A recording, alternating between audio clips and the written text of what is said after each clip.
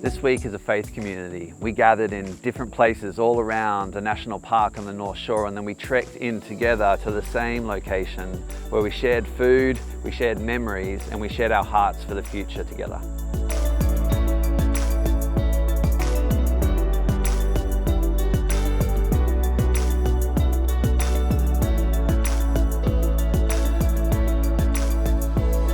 The people of God have always been a nomadic people. A people on the move.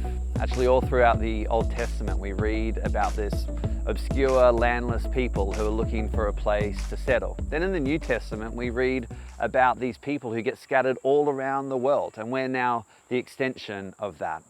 Why? Well, I feel like it's because for people who follow Jesus, home is not so much a place as it is a person. We've all come from different places, different backgrounds, some of us from different nations or different parts of this nation. We've come from different cultures, different faiths, different worldviews, some of us from different theological positions, but we all find ourselves here in this moment.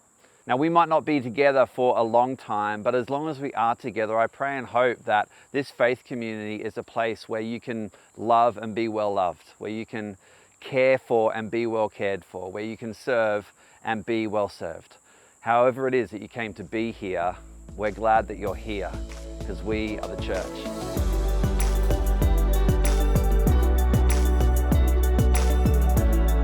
When Jesus started the church 2,000 years ago and sent the Holy Spirit to be with his people, it was kind of like a fulfillment of that prophecy in Joel 2, when God says, I'm going to pour out my Spirit on all flesh, on young and old, and men and women, and he's called us all to play a part. Your gifts, your talents, your skills, your abilities, we all need each other. We've all got something to contribute, something to bring to the table. All throughout the Old Testament, God calls his people to pause at different points to reflect.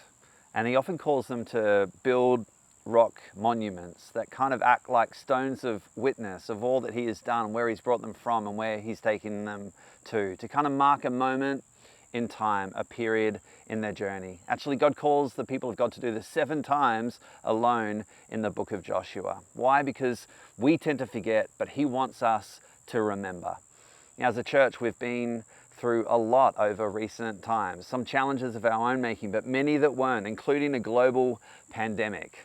But in spite of all of that, actually God has carried us and sustained us through this season, and he's now beginning to add to us and to strengthen us as well, even though in a sense we're more difficult to find than ever before.